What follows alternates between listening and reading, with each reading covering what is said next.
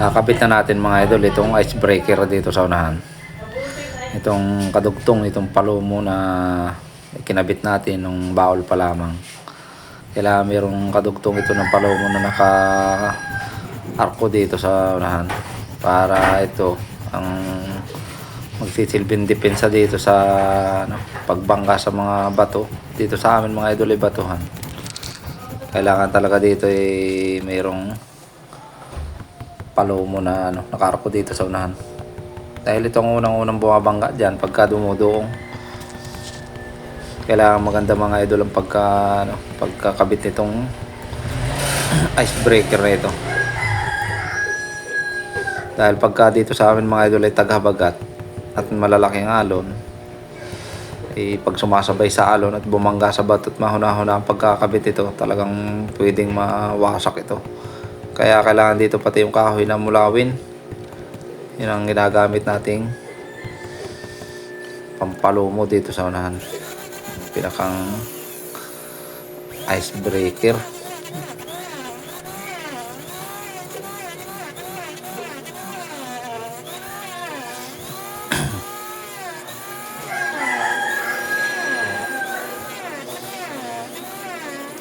Yan, kailangan nakasigo ng maayos mga idol dito.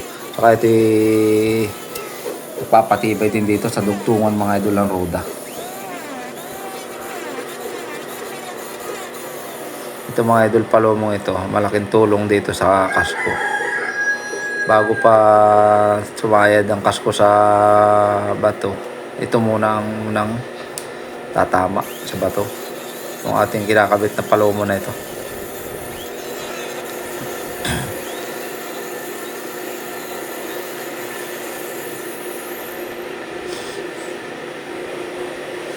Yan, okay na mga idol, nakasigo na. Ating butasin at para may kabit na. Ito nga pala mga idol, ating ginap na pinambubuta sa primero ay yung 1/4 ang laki, kasi laki ng ulo ng pako. Dahil yung ulo ng pako dyan ay kailangan may baw natin hanggang kalahati dyan sa pinakang palomo, para kahit magasgas yung palomo, hindi agad siya sasabit sa kulin o sa bato. Malalim ang talab nakabaon. Ating pupunsulin mga idol yun para bumaon hanggang kalahati. Yan. Tapos ito naman, maliit na shafting, kasi laki lang ng pako ang ating binutas dun sa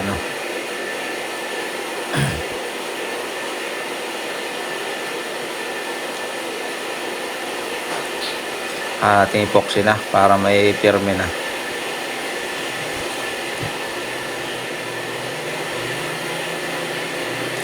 Kasawaan natin mga idol epoxy para nakasigurado tayong talagang matibay ang pagkakabit. Itong pursado talaga pag bumabangga siya sa pulin at sa bato. Itong unahan na palomo.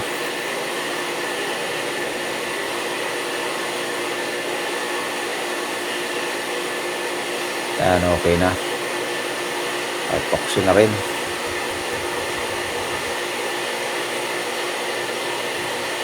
Yan. Saka natin mga idol, pupunsilin, ibabaw natin yung ulo ng pako. Halos hanggang kalahati. Yan.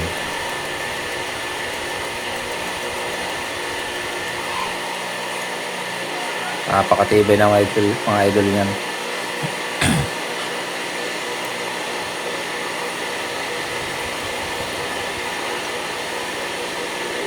Dito sa amin mga idol, hindi pwedeng walang ganyan.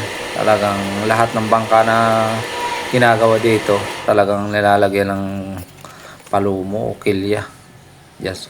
Lalong-lalo na nga yung nasa unahan na yan.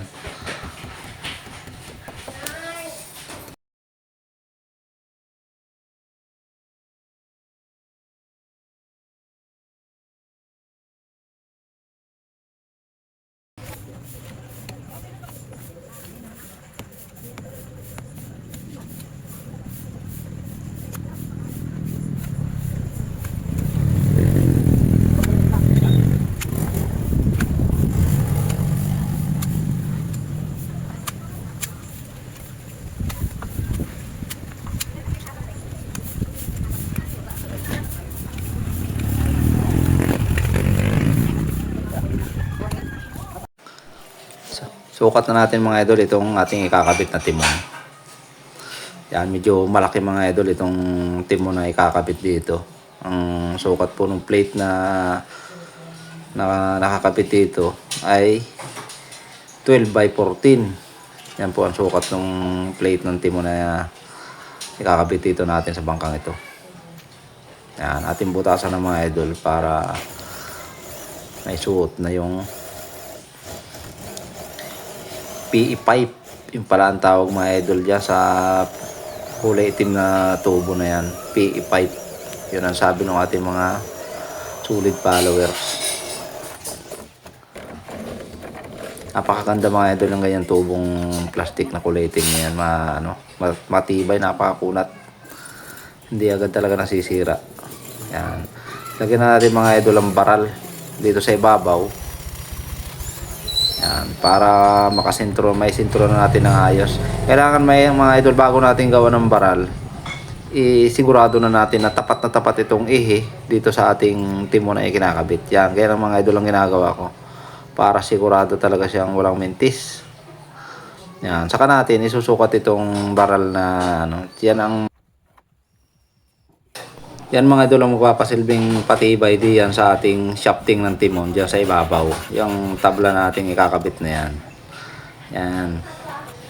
Ating isisigo na at para kailangan nakaplat mga idol yan diyan sa daydayan.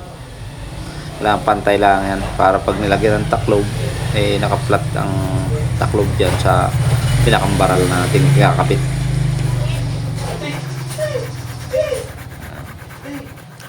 Naka-epoxy din ng maayos mga idol yun dyan sa ating baral na ikakabit na yan, yung pinakang PE pipe.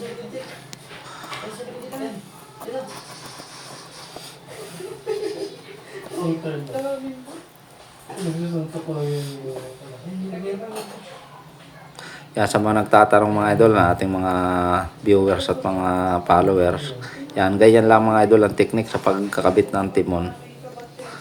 Napakatibay ng mga idol pagkaganyan ng pagkakabit. Yan. Babaw natin yan dyan sa daydayan.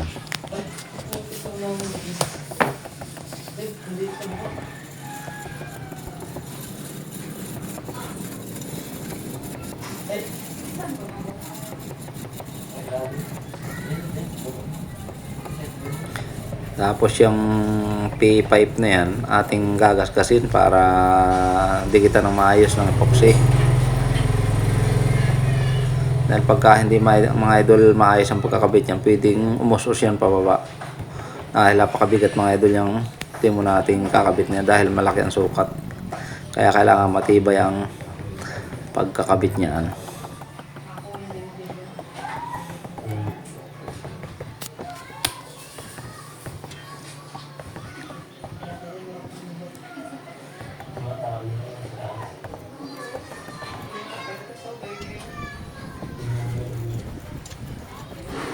Yan, okay na mga idol. Ipasok na natin yung timon diyan sa roda.